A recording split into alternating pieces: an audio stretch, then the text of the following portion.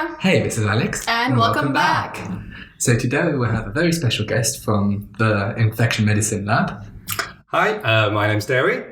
I'm doing a PhD in the department. So my project is establishing drivers for the generation and transmission of antimicrobial resistance in the food chain. But we can talk about what that means in a sec. Yes, that sounds very interesting. So let us discuss the recent issue about the viral spreads that have been plaguing China. What? Yeah, absolutely. Yeah. So the coronavirus, novel coronavirus 2019, I think it's called. Yeah. Does it have a name and year? Yes. It hasn't been named nCoV. officially yet. So who came up with the name? The CDC. It's nCoV-2019. nCoV for new coronavirus. Oh, so they have the rights to name some new infection. Is it new or it's just like starting to spread? Well, it's new. Yeah, it's new. It's also newly spreading. transferred from animals to people. We don't know which ones yet, but we think it's either bat, snake, or somehow spider. Yeah, that's very bad. And also now it's transferred from people to people. Is it like airborne or? Yes, because it's transferred through coughing and like wheezing and different kinds of... But then if it's transferred from bat to human, let's say it's a bat, then how you got transferred? Like, I don't think bat can cough at your face. How is that possible? Food chain? Because What, so bat the cough? bats are delicacies in China. Food, or it could be through physical contact, or With a bat. yeah, or if it's touched something and then you go touch that surface afterwards. Oh, right. So it's not necessarily someone have to cough at your face and No. You don't inhale need it. to have a cough to you don't need a bat to cough in your face now. Oh, okay. Very interesting. I don't way even of think spreading. snakes could cough, but anyway. Do you? Really? I don't think I wouldn't have thought they'd have the Doubtful. the But what if- necessary anatomy to Yes. cough. But what if they don't get itchy? Have anyone studied about this before? Perhaps. They roll up and they start scratching with their tail. Oh, that's Exactly. very convenient. Exactly. I would love to have that feature. Well, I would so- have hay fever and allergies of my itchy throat. But going back to the main news, so far there's been 40 deaths accounted for within China from that virus. And about 50 people have been tested here within the UK, but all of these tests have proven negative. Okay. So even though you see the media, every single newspaper I went to see the other day had this outbreak as the main news, fueling the frenzy about it. I don't think there's anything to be concerned about here in the UK. That's good because currently. we are in the hospital now. Yes, and, So and we're they supposed to did be- they did test 3 people here, but they all came back as negative. Because it's got very similar symptoms to the classical flu. Right, so it's like a flu, but it's not. Yes, it's flu-like symptoms are what it causes, but it's a different virus that causes it. But you die from it. What makes your body shut down? You and die from the flu too. Do you? Well, yeah. Absolutely. There are hundreds of thousands of deaths from seasonal flu every year globally. Really? And then we're I thought you talking just about get better. coronavirus, which has killed 50 people. Well, sad, absolutely. And this virus should absolutely be taken seriously. Its death rate is something around 3%, which, if someone told you that you have a 97% chance of surviving something, you would feel relatively reassured, I would hope. 97%. In comparison to, it was either SARS or MERS. I'm sorry, I can't remember which one. SARS. But that was a 35% mortality rate. Yeah, definitely SARS. Especially as the nCoV virus has been compared to SARS because half of the genome is comparable. Or I say half isn't. Yeah. It's just a quick guess, but some part of the genome is nearly identical to the SARS virus. Even the surface receptor, which has been identified through amplification, has been proven to be identical to the SARS virus, which means a theoretical vaccine for SARS could prove to be also a vaccine to this virus, but this is still to be tested. How This can is a they make a hypothesis. vaccine so quick? Can we make vaccine that quick? Take a virus, pop it in an egg, incubate the egg, mash it up, get the antibodies What, on a scrambled egg? in a fertilized egg. Oh, whose egg? Chicken eggs. Chicken. Yes. Yeah. Why is it chicken? Don't know. Easy to procure, mass producible. But it takes a while this is, for the This egg is to- why you can sometimes get batches of vaccines that are contaminated with salmonella because they grow them in chicken eggs. I never knew it. I thought vaccine is through injections. No? Yeah, Yes. that's how you administer it. But the liquid that they are injecting into you has been taken from the chicken egg. It's grown from the chicken egg. Oh, that is new to me. I've been reading about vaccine for my project, and mostly they do it in rabbit spleen. Okay. You can also one thing you could also do is you can make bacteria produce Oh, I heard about that before. as well, and that's faster. You get less contamination, salmonella. It's It's also cheaper. good for people that are allergic to eggs. Exactly. So there are lots of benefits. Because the main point of vaccine is to make sure that most of the population is protected against said virus or other infection, so that the people that cannot receive a vaccine are also protected, because that makes some kind of barrier around that person. But if everyone you come into contact with have the immune system to combat said infection, and you can't, then they will not spread it because they will take care. Let's say you're a weak person inside a war, but everyone around you is like this really strong, efficient soldier because they've been beefed up. They can defend you because, they're around you and you're not going to get any, enemies coming in through the ranks. All right. But if a few people in that chain decide to not responsibly protect themselves and other people through vaccination, then you weaken the links and let enemies pass through. Talking about anti-vax movement, how are they responding to this virus? Are they okay to have it? They're dying. There isn't a vaccine quite as yet, so there's okay. nothing for them to complain about, but I'm sure they would Just yet. if there was. So they rather die. I saw this publication. It was where an anti-vax went so far into the anti-vax that they created a vaccine again. What? So we're like, What's the point? no, this is the statement. I'm quoting that, it's from memory, but isn't it stupid that we inject chemicals into our children to protect them against viruses when we could put tiny pieces of a virus into our children to confer them the protection against said viruses? And I'm like, but that is a principle of a vaccine. So something's gone wrong along the lines here. You've gone a bit ski-whiff there with your thought process, haven't you? Yes, well, there you go. What a fool believes. Moving on, we are going to probe you scientifically to see what was your experience in the labs. Sounds uncomfortable. Don't worry, we follow ethical rules here. Only psychological torture. No, so could you introduce your current project and maybe describe it to us a bit more? Yeah, absolutely. So, antibiotic resistance, as you might have heard, is an increasing global threat. And it's estimated by 2050 that it'll cause 10 million deaths per year. So absolutely a problem that needs significant action.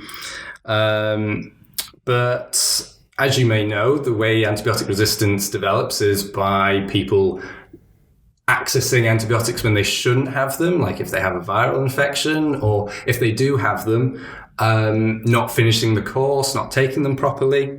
Or badly disposing of them. Yes, absolutely. Sorry, side note, every medication, even if not terminated by course, should be brought back to the pharmacist for proper disposal. Oh, I didn't know that. Absolutely. I have piles of medication that Well, you know what to do with them then. Yep. I know, I've just been keeping them for don't know what. keeping them to bring back to the pharmacist. That's why we're keeping them for. But it's not just pharmacies and in hospitals that you get bacteria. Bacteria are everywhere. They're in the environment. And so have you heard of the perspective of One Health? So, Sort of. It's a principle of our medical skill, but I don't really know what it means. So it's not considering that humans aren't just isolated in the world. We've got the environment and animals as well, and we're all interconnected. And so we've got that One Health approach where you're taking all of it into consideration. our lab does it too. The One Health. We're part of DOSA technically is a part of One Health because it's diagnostic for a novel method, blah, blah, blah, blah. But yeah, if you're interested in DOSA, look it up, obviously. But it's part of One Health. Sorry for Yeah, that's fine. And so my project is looking at environmental microorganisms because these can act as a route from the environment into people, and with them they can also bring the antimicrobial resistant genes along with them, which they then share with clinically relevant organisms. And so this is called phytonosis. We were talking about bats and snakes and potentially spiders even moving the virus to people. That's called zoonosis. Well, mine's looking at plants to people, and that's called phytonosis. And I never thought a plant can cause infection to us. So it's the bacteria that are on the plant rather than the like vegetable that we eat. That way we got it. Yeah, absolutely. And so I'm looking at an organism that was only found in 2004. It's a type of Klebsiella, which you may not have heard of, which causes things like urinary tract infections, respiratory infections, that sort of thing. And then I'm just looking to see how that resistance develops to antibiotics, but also to pesticides that we use on crops. All right. And how, in fact, pesticide resistance actually creates antibiotic resistance. So what we do in the environment, in our agriculture, actually has an impact in the hospital clinic as well. And so that's a general overview of what I'm doing. And I'm enjoying it. I'm just 5 months into my PhD here at Edinburgh. Previously, I've worked at 2 labs at UCL, and I obviously must enjoy research to some degree if I've decided to continue with this for 3-4 years. And I really did enjoy my time at UCL as a research assistant. Got to go to international conferences, got to speak at an international conference at Amsterdam, and working on lots of different projects, helping the students. So if you're considering going into research, I would, dear audience listener, I would highly recommend it. So what's the transition between being a research assistant back to a student? Because I have the same experience as well. And the only thing that I realize is less money. Yes, I was about to say, don't get paid quite as much. Yeah. But that's okay. I think being a research assistant, being a member of staff, there's a certain level of respect that you get, whereas as a student, you're very much your supervisor's slave, yes, to a degree. But so there's sort of a societal drop down, shall we say? Yeah. But that's fine. I think that might be the case for things such as undergrad or master's projects.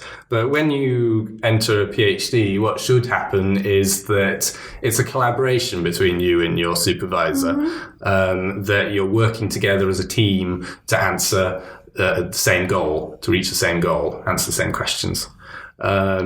So, you know, where you have a dialogue and you pass information between each other. So yeah, I'm hoping to develop a good relationship with my supervisor and move on with my project. That's very interesting that plants can transmit their bacteria to us. So do you want to talk about the paper that you want to present? Yeah, absolutely. Let's go into Journal Club. So I found a paper in Nature, International Evaluation of an AI System for Breast Cancer Screening. I just want to point out, as every week, the DOI link to the paper will be found in the description of the episode. Yeah. And so I found this interesting because breast cancer is one of the most common causes, common cancers in women, affecting 1 in 8 women. And so, but if it's caught early, it is much easier to treat. And so accurate diagnosis is really, really important. Obviously doctors do an excellent job, but anything that can help them is obvious and improve patient outcomes is obviously welcome. And so I found this paper looking at AI systems that can diagnose breast cancer from mammograms. So currently doctors can find false positives where you have a patient who they diagnose as having cancer when they don't, which causes anxiety and necessary follow-up and potentially even, invasive diagnostic procedures, or they can be missed entirely, which is a false negative, which is even more serious because then it makes it harder to treat later on. Yeah. So for the public, the way that doctors detect breast cancers would be through looking at calcifications on X-rays, which is basically looking at areas where it is whiter and looks bone-like on an X-ray. Is it how it looks like? Yeah, so you press the breast between two plates and you shine an X-ray through, and it's captured on a sensor underneath. Then the generated picture will show either zones of flesh looks nearly transparent on an X-ray, but if you get calcifications where there's depositions of calcium, which is typical of, well, not necessarily typical of breast cancer, but it's typical of something going abnormal. It can also happen during menopause, which is completely normal. Oh, okay. So is the way to distinguish between those two, either you're menopausing or sometimes cancer? Not really. Yeah. It's really hard sometimes. How about benign cancer? Because benign cancer is not cancer, right? Yes and no. It is cancer, but it may not evolve into... And also there's benign cancer where just cells start to grow, but they've lost complete grip with the surrounding tissues, so they cannot go around. It's like... So you just got stuck in that form. Well, just imagine Earth without gravity. How would you walk around? It's the same for cells without grip to other cells. Oh. How can they navigate the body for metastasis if they can't physically attach themselves to the body? Okay, so they're still dangerous. Yes. But not so. Debatable, but yes. Alright, moving on. Cancer is a very complicated matter, and if you are interested in cancer, I would recommend you go read published papers or books on the matter. Cancer is absolutely a complicated issue. Yes. So what they Sounds did, like my life, but continue. So what they did here was they had 2 doctors diagnose images from a mammogram and compare those results to what the AI diagnosed. And they found that they had an American cohort and a UK cohort. Is that why there were international evaluation? Yes, exactly. So it's not completely the whole population, just 2 countries. No, but one thing they did do is they taught the AI with the UK cohort and used that AI on the US cohort, and it still produced as good as results as what a doctor would diagnose. Okay, the UK's just have better doctors. Not only do they not extort you out of your... No, as in So the actual AI, the though, so it's mammograms not the themselves. doctor. Okay. What they found was that the AI reduced the number of falsely identified cancers by 5.7% in America and 1.2% here in the UK. And also they reduced the number of unnoticed cancers by 9.4% in the US and 2.7% in the UK. So, it would seem that a computer system is better than 1 or 2 doctors, depending on which country you're in. How do you feel about a computer diagnosing your illness? Would you be comfortable with that? Is medicine just a complicated algorithm that you can program into a computer? I mean, there's a theory that the whole universe is a simulation. Exactly. So then again, it probably just is. Yeah. Yeah, I mean, because that's going to be my, I'm doing some AI stuff on my second master's project, which is going to be on Alzheimer's and Huntington disease. But I will trust the computer diagnosis because it will always be constant. Like nothing Yeah, but can then again, affect if the it. computer starts to get false positives in itself in its program, thinking that something that doesn't have cancer does have cancer, or vice versa, then the computer starts believing that stuff that does have cancer. Yeah, that's why you doesn't have like cancer. supervised and unsupervised learning for the computer. Yes, I know, but if one of those steps goes wrong, then your whole program is biasedly wrong. That is true. There's always a risk for it. Yeah. But like, let's say this 2 expert doctor who like detects the breast cancer, as they grow older, obviously they're like, their vision may be less better, or their like memory is not as good. There's always a human factor there. Which There will also be a human factor in the AI because we program the AI. Very true. A human makes the machine at the end of the day. I would hope there'd That be sounds some scary. sort of correcting mechanism in the AI, so when it gets something wrong, it is taught that, oh, you got that wrong, and therefore it's constantly improving. I would hope. But as you say, that process itself is human controlled and therefore has the potential for error. But other medical diagnoses have also been, had AI put to the test. Detecting skin cancers, noticing diabetic retinopathy, and signs of Alzheimer's years before the actual symptoms start. And there's all been shown that AI does a good job. So I'm sure, I have no doubt that it is where medical diagnosis will go to some extent in the future. I feel sorry for the current generations of doctors into training. Oh, don't say that. You still need a human input. Yeah, but what they're learning now will basically become obsolete in the future, isn't it? If their intended role will become just supervising the output of a machine just to, verify it. Well, I don't know. I'm pretty sure. Obviously not surgeons, but like... Yeah, You've got things like the Da Vinci machine that... Very impressive. I had a little go on that one. Wait, Did you what? really? Yes. Fantastic. What is that? It's a machine, so you look into a booth, and so you put your eyes against it, and you've got 2 little claws, so you put your thumb and index finger in it on both sides, and the machine has claws and different apparatus that are on very long sticks that can go physically in the body. So the hole itself that you put in the patient is probably the same as... It's like keyhole surgery kind of thing. Yeah, keyhole surgery. So basically, it just shoots like this little microscope camera down there, and you get your arms and stuff, and it's really funny to play with. Well, I didn't play with it as a surgeon. I played with it with little elastics around a little stick. Again, Alright. ethics. Those pesky ethics.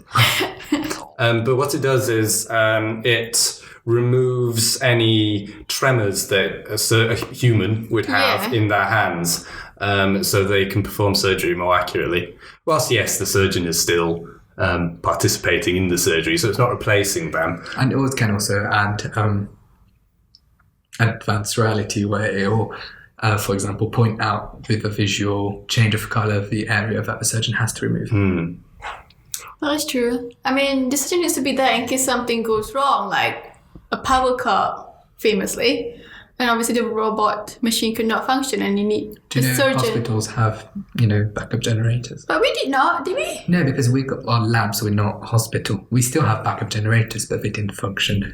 Oh, see, that could happen in a hospital. Yeah, but they have redundancy on redundancy. Yeah. So your backup generators would have the backup generator for that backup generator.